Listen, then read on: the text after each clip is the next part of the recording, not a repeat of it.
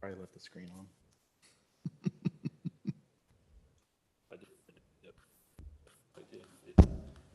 Okay, we're live. Excellent. All right, it is 7:02, calling to order a regular meeting of the EDC on March 15th, 2023. We have quorum, so we can, do you want me to do roll call since we have absentees? Yeah, let's go ahead and do that. Okay, so we have Jeff Felty present, Greg Hayden present, Melissa Benavides present. I'm John Kodowski filling in for Blaine Lopez, who is absent. We have Melody Poe present, and Joel Lutz is out.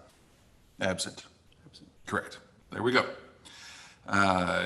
So we have quorum here present today.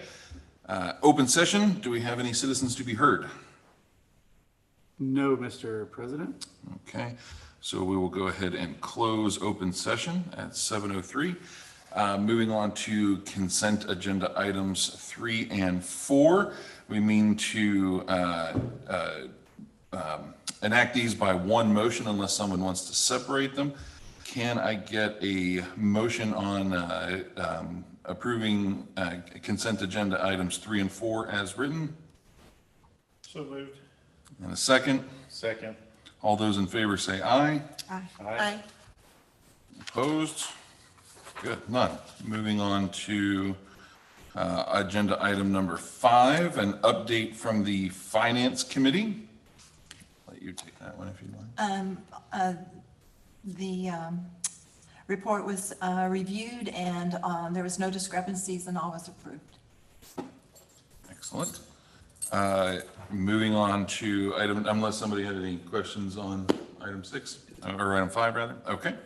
Moving on to item number 6, discussion and action on an application made by Helotes Tactical Firearms to approve grant reimbursement request under the Retailer and Commercial Tenant Improvement Incentive Program. Can I get a motion on item number 6? A motion that we take action on item number 6. Discussion and action. Discussion and action on item number 6. I'll second. And a second.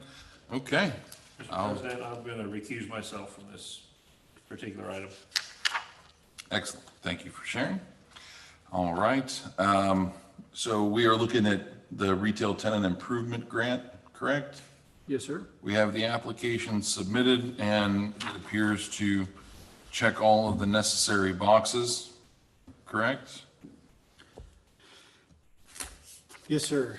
The applicant, Helotes Tactical Firearms, applied for the Retailer and Commercial Tenant Improvement Grant on February 8th. I reviewed all of his submittal paperwork and then gave him approval to move forward with construction, obviously still pending consideration and approval by the EDC board for the actual grant award. His estimated finish out cost is $19,050.56.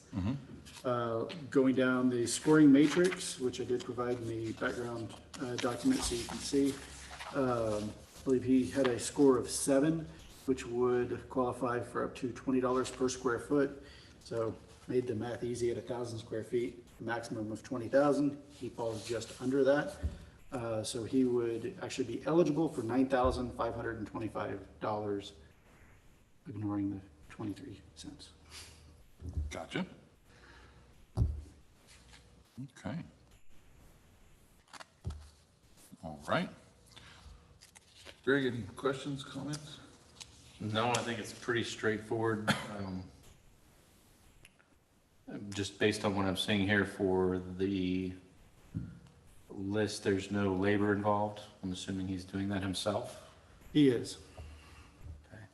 So as far as the other required documentation upon grant reimbursement, he is required to provide all receipts for materials that have been purchased for the project, whether that's checks, credit card statements, and or the physical receipt from, I'm assuming, Home Depot, Lowe's type institutions.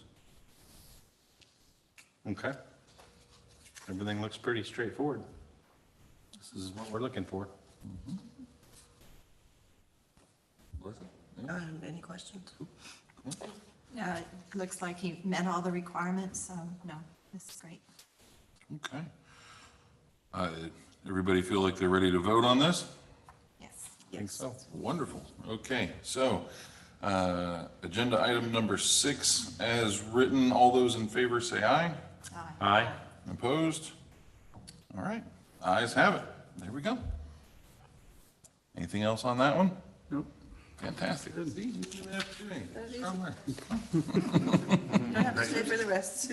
Congratulations. Yeah, you're allowed to run away if you feel so inclined. Or you can hang out with us. I mean, we're a party kind of people. It is spring break. We could get a little wild. You never know. I for sure thought this was the meeting we'd have at Pete's Place. Yeah. Thanks for coming by. Congratulations. Thank you, congratulations. Moving on to consent agenda item number 7, discussion and direction on expanding EDC office to include creating a co-working office space. Glenn, you have a presentation for us or something? Not a formal presentation, but general discussion. I didn't want to spend a whole lot of time, or I guess of my time, putting stuff together if there may not be an interest. But bring up to your attention where my office is currently located. There's a tenant next door that will be leaving in approximately 30 days-ish. And so the landlord reached out and offered the space to the EDC if we were interested. And that potentially would more than double our lease space to approximately 2,500 square feet. So I know there's been a lot of discussion over the years about trying to have a visitor center to incorporate co-working space, rental office space, meeting rooms, et cetera. And we've made multiple offers on properties unsuccessfully. Seeing that most of those properties have now been sold or are under contract. Not that I've lost all hope, but I don't see it happening in the next couple of years. So I wanted to present this as an alternative option to kind of, almost as a stopgap in my mind, something that could fill a need for the next 5 years while we plan on something bigger and better. And it could also be used as a proof of concept that is a lot more reasonable on our budget. So I've talked with a few of the board members to try to be able to answer some questions. Lease rate came up, partly to do with the, the appearance of the center I'm currently in, right? It is an inexpensive property, roughly $1 a square foot a month. So I went around to the Legacy, which is a brand new development. I've also looked at Helotes Country Village and another one across the street. On the high end, for similar square footage, we're talking $7,000 a month for rent. On the low end, $4,500 a month. That'd be in a more retail-oriented development. We don't have any office development really in Helotes right now. I think the center I'm in is kind of the closest flex space we have. So there's a huge difference in expense just on the monthly overhead. Not to mention, you go into some of these green spaces, they're not even a white box. So you've got to do the full finish out, as Mr. Kodowski's aware in where he's located, HVAC, all your mechanical, plumbing, I mean, everything has to be done from scratch. So you're likely looking at $200,000 on a green space, on a cold, dark space, quote unquote. Whereas I think for a center that has just had a tenant go out that is closer to a white box, it'd be $80,000 to $130,000. So really, with 2,500 square foot, I did try to run some scenarios on office space to see how it could lay out. I feel confident we could get at least 4 offices that could be rented, along with a large conference area, and then still have kind of like a sitting area or showroom in the front. So if it's something that was of interest, to reach out to Historical Society to have some displays, I think there's wall space in the front to do that.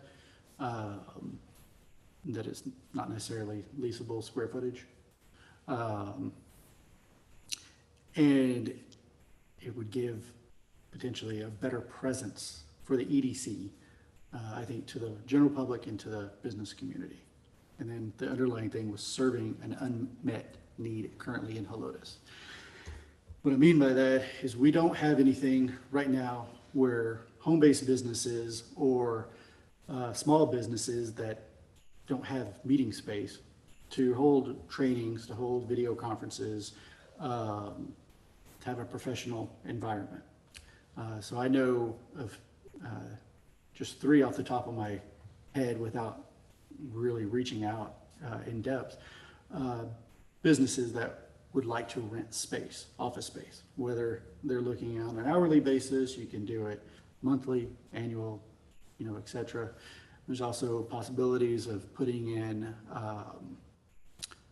mailbox units to have a professional address. So for people who do have home-based businesses, they can have a real office address instead of going to their house. Those typically rent out for like $700 a year. So that's just extra revenue that you could generate. But I kind of want to kick it around and see if you guys have other questions I might be able to answer.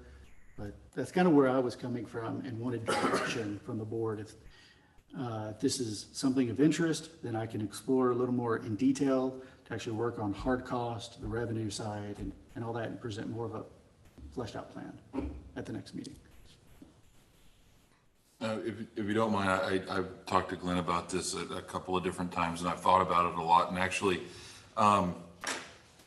I think it's a good idea to, at the very least, explore. You guys know that my primary job is at the hospital, but I also have my fingers in a lot of other different things. And I've had meetings with people. I've had to have them in my house, which I'm totally fine with, but it would have been nice to have a more formal area to have some of these meetings in. One of I do a little bit of legal work as well, and whenever I'm doing that, I'm doing that at home, and the dog's barking, the kids are there, the Zoom is dropping. So Glenn and I were talking about, we could have like a dedicated Zoom room, almost like a telephone booth, that's soundproof, that you can sit in there and have that meeting. A conference room that might be able to seat a couple of people that you could rent out here and there as kind of a flex space. So I think there's a number of people out there like me that might only rent this out for an hour or 2 every month, just to kind of get some extra stuff done in a more formal setting. Like I do a lot of Zoom training for people across the country. And I do that for my wood shop. I'm not particularly concerned about that, and nobody else has either. There are a few instances where I wish that it were something a little bit more formal, rather than, I think my wood shop is a super cool place. Not everybody agrees. So, those are kind of my thoughts on it. And I think it's at the very least worth exploring a little bit more in depth. Those were kind of my thoughts. You want to say? Go ahead. I'd like to go last. Oh. I'll go. I think that it's a good idea to explore it. I like the ideas being tossed around. Of course, cost is going to be a big factor, obviously. Another question I have is, if we do move forward with this, does it have to go in front of council? I think some of that may depend upon the cost. I know in the budget, which council did approve, there is $50,000 specifically allocated to a visitor center. But if we have to make a budget amendment to increase that for a finish out, then I would think it should go to city council for sure. What's our time frame to act on this whenever this other person is leaving? I'm sure I can buy us a little time with the landowner or the property owner. At the next meeting would be ideal. If we have to push it another month, we might be able to. Should we do some kind of special session to have a discussion about what this space could be used for? We could, or if you have ideas, you can just send them to me directly. Okay. I'm for it. I think it is a good idea. Needs the space big time. And I know the tenant is leaving at the end of the month, of this month. You know a lot. I do. What do you think? Is this a place we can hold our meetings at then, or do we need to continue to have them over here? You need to continue having them over here because of your bylaws. Yeah. It states that your formal meetings are here. You could probably change it. I don't know if it's in the bylaws or in the articles of incorporation. Believe it's the bylaws. Articles of Incorporation, if I recall, said they had to be within the city limits. Workshops obviously can be held. We've done that a few times. But it would provide us an opportunity to have similar technology as they have here, where Installed we can over there. broadcast and stream it to make it open to the public. I think it'd be a good idea to look forward to moving forward with it. All right, you wanted to go last? There it is. Righty, okay. Well, most of y'all know me as a co-owner of a dry cleaners, but actually that was just by default by my family and having to take care of my dad that I got in the dry cleaning business. I actually have 2 decades of being a corporate event planner, meeting planner, medical conference planner, board meeting planner, from Hong Kong to England, East Coast to West Coast, New York, all over the South. That's what I did for pharmaceutical companies, medical device companies. So I know very, very well what the expectations are going to be. I know we're not looking at high-end customers. We're looking more like at startup businesses, things like that. I think that the pros would be, yeah, it would help a few. My concern is it gonna help enough for the expense? First of all, we're looking at right now remodeling at an all-time high. So I'm concerned about the cost and then our return on that. I look at our parking space is so limited. As y'all know, I have a business that's in this building, and just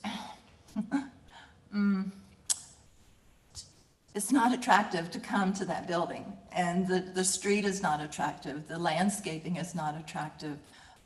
So it's like you have, the inside is very pretty, but the outside is ghastly to me. Let's see, managing this is really, I think, my real concern. Managing the rental fees, keeping up with the internet connections, the issuing with the packages being delivered, mailboxes, is the printer working, the fax machine working, making sure that the kitchen is stocked with bottles, is it clean, setting up the rental contracts, lastly, managing the schedule of all of this rental. So do we really want this endeavor to be the director's primary effort? That's my concern. Our number one goal for our strategic plan is to attract new investments. I wholeheartedly believe that Helotes needs, we need another business that is going to really draw customers from the outside in on a weekly basis, not occasional, not quarterly with the festival or floors or the monthly market. We need more here, rather than being a fast food chain row. So I in fact, in my immediate friends and family, I'll say, well, come to Helotes. And they said, what is there to do here? Been there, done that. I've been to Old Town, been there, done that. Well, okay. So this is my concern. So with all of that said, I want to say, yeah, if we want to test the waters with providing space for a small startup business, then I suggest that we remodel what we have, just as a boardroom, just to test the waters, just to see. Spending $150,000 with the ugly parking, we have this parking space, we'd have to collaborate with the city on how can we get this going. This is just a monumental, to me, endeavor. Monumental. And do we really want our director, and this is nothing against our director, because our director's new in his job, right? but so much more effort on helping develop this town to be more than, we've had our special sessions and we've had our goals, and I just see those goals just going to the wayside. I do like the idea of partnering, Glenn, as you said, with the Historical Society. That was on our strategic plan, so I do love that idea with the meeting space. Those are just some of my concerns, and I just know that that this can be a lot bigger job than what we really see on the surface. I just have a couple of, when you're looking at whatever you're renting, I know like when you did for a nonprofit like the chamber or so forth, basically it was, dollar for dollar type, for the square footage and spaces. Is that what you're looking at? Are you looking at trying to make more of a profit off of the, not a profit, but, make more than what we're renting the space for? Because if you're looking at like the historical or any of those nonprofits, they don't have the funds to be paying. Agreed. But for some of the rental, that might work. But I'm, with what Melody's saying, it's a lot to have that rental space, schedule it, have, do all that, and that takes away from your, if you're gonna have to manage. And that's what I would end up relying on technology to assist with that, because there is applications capable of assisting, being public facing, where members, so there's different ways to structure these. And when I say members, I think anyone that is looking to do rental by the hour, whether it's office or meeting room, should be a member of, let's call it a co-op, because you're not really a member of the EDC. That way they have access to a portal, they can see what the schedule is, they can book it.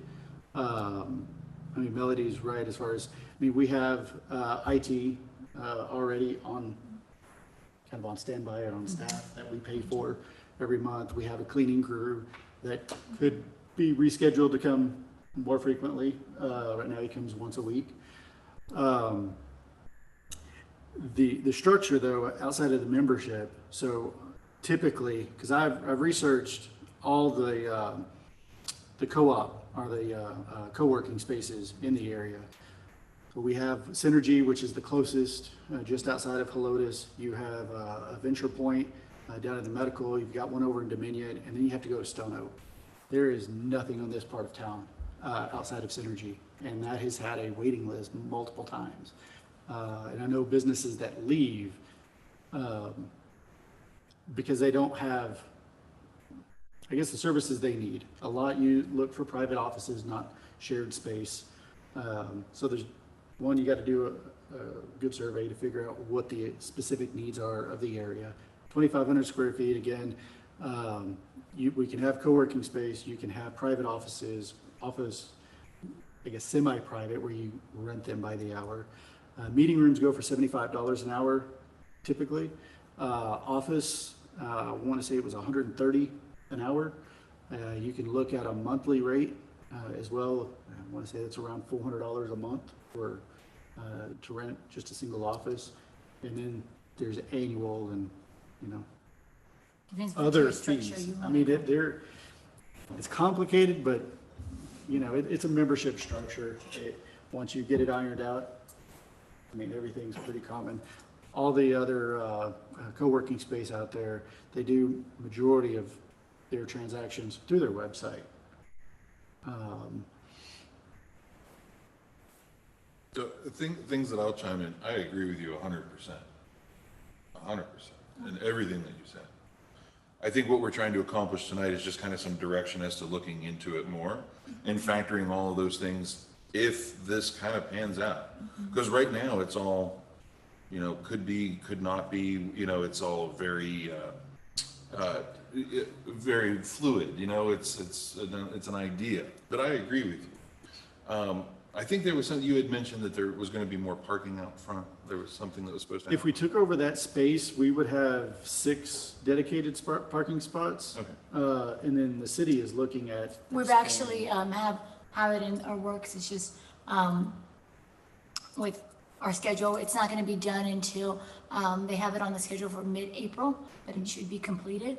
And that would be adding those parallel parkings right in front, recurbing those, putting that in, and then doing some, instead of doing parallel parking across the street, we've just, it would be best to do head-in type of parking, but then do landscaping in between, do some curb, and then do some more curvature towards the end where it gets really, really small, because people will try to fit in. I mean, I saw them trying to fit tractor trailer type thing, you know, at the end, and it gets very dangerous. So we're going to ensure so we're making it very appeasing and very, you know what I mean, with landscaping, with curvature, with all that stuff.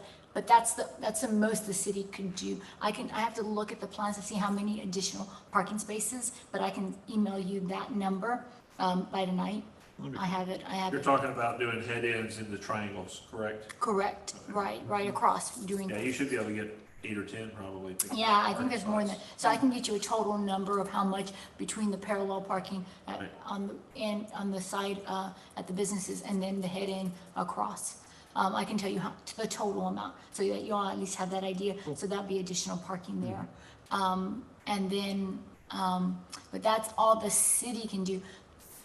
And I think Melody's right on some of the landlord of the what's appealing in the parking lot area, you know what I mean? And people, if it's just a conference and everything's gonna be, you know, if they're looking just for a Zoom room, that type of thing, then that's not gonna really affect anything. Because they just need a space, because they're not gonna invest in that kind of technology. So, you know, you need that. And I mean, I think things like that, you know, my husband's in the business of renting out vehicles for commercial use. I didn't know there was a market for that, you know what I mean? But it is, because they don't want to invest their funds in that if their contract ends, or they lose their agreement or whatever. That happens here, where they need a lease space and they're not going to invest in all that AV technology, so they need a space for that. So if that's where you're marketing, I definitely see a need. I can see a need within the city, just from people wanting to borrow our spaces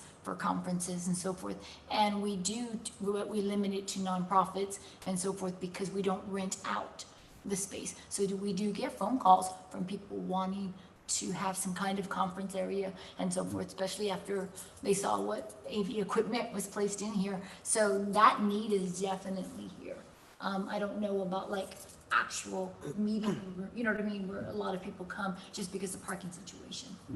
I do think there is a need for more space, because there's been several times that the chamber is having their meetings, and I want to go in and say something to Glenn, and I can't because they're all right there.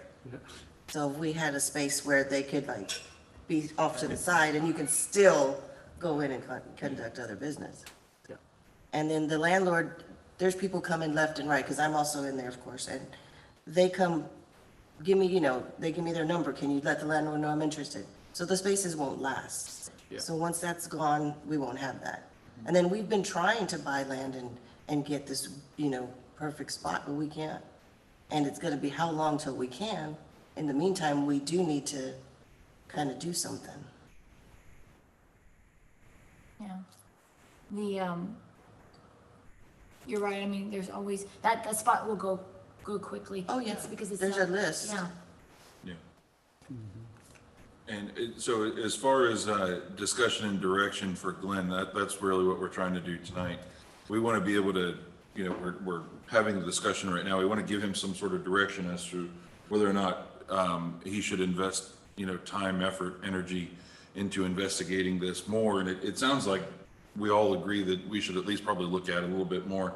I can tell you I'm pretty darn up to date on construction costs these days, because I'm, wrist deep in it. So, and, we have a couple of resources around town who I think can at least give us some ballpark, idea of what things would cost without us necessarily investing any money into getting formal architecture, engineering plans, things of that nature. So I think we can, if we decide that we would like to give Glenn the direction to go ahead and look into this, I think we can get a pretty reasonable proposal together for the board to review again and really hash out okay, this is what it's gonna cost us, this is what it could potentially be, this is what it could potentially bring in, and what service it can provide to the community as well. Because that's the biggest reason we're here. We're not in the business of giving away money, so we're not trying to set this space up for free. At the same time, we're also not trying to, run this as a for-profit business either. So how do we hit that balance and fulfill the need? And I think we can probably do all of those things while still, I agree with you, we need something that brings people in more than just market days and things like that. I think this is a little bit different than that, that's my opinion on it. It's different, definitely, but I just don't want this to consume Glenn's time. Sure, or And distract that's from my it. concern. Absolutely. I know you can't put this together. You saying that the rent, or they're leaving in 2 more weeks. And so, They've had a delay on that. Oh. So their new location doesn't have power yet. And CPS, the power bank is on back order, so it's TBD still. It's a little out of their control. so if they'll- we could look at then 6 weeks out, then, Right. okay, if we gave you the okay today, then you'd have 6 weeks or less than to get back with us. 4 weeks, actually, till we meet again. And then that's not costing us, we're not having to, okay. Are you looking at renovating both, like if you're combining and renovating the space you're currently in? Because it's just such a. I would do it in weird- phases, but yes, Yeah. renovate the 100%. Renovate the new area, move into the new area, and then renovate the old. Uh-huh. That'd be the easiest than trying to shut everything down. Because we all know how construction delays happen. Yeah, We may think it's 60 days and turn into 6 months. Yeah, just that configuration where you're at is just really not conducive to any kind of office space. okay, so direction here for Glenn is investigate. Agreed? Agreed. And work on some sort of proposal. Agreed? Agreed. Cool. And Glenn, I'm happy to work with you on that. Awesome. We can, In all your spare time? I'm around. Oh, you're open yet anyway. He's got a lot until about April 6th. Hopefully, yeah, hopefully. 12 a.m. to 4 a.m. He's free as a bird. All right, on to staff report, item number 8, update on the status of the 22-23 art program. Mr. Goolsby. All right. So I haven't actually been able to drive into Old Town yet. This is my first day back from a short spring break. But the artist from last year was texting me pictures of pieces he installed. At least that's what he told me, so I need to go verify that they're out there. So that is, my understanding is 2 of them have been installed and the other 2 are forthcoming in the next couple of weeks. So that's good. We made some progress. In the 2023, I'm probably most excited about, little nervous that I still don't have any applicants submitted, but I either get phone calls, emails, or walk-ins every day. So I told Mary Ann I give kudos to Samantha Bayless here at the City in Public Relations. She really kind of spearheaded a marketing effort to reach out to every artist, every gallery she could find, and send them emails, send them not a postcard, snail mail, handouts of the application, and direct them, my way. So we've had people from Austin, Houston, out of state, reach out and express interest. A couple of local artists I'm really excited about that may be submitting multiple items. So that one could be a big one for us in the traffic circle. In the direction we're giving everybody, we're not being specific on the piece we're looking for, just general theme. So it needs to tie in to either historical Texas or, in particular, Helotes and the history of Helotes, whether that ties to country music or ties to the Western Trail Ride or anything like that.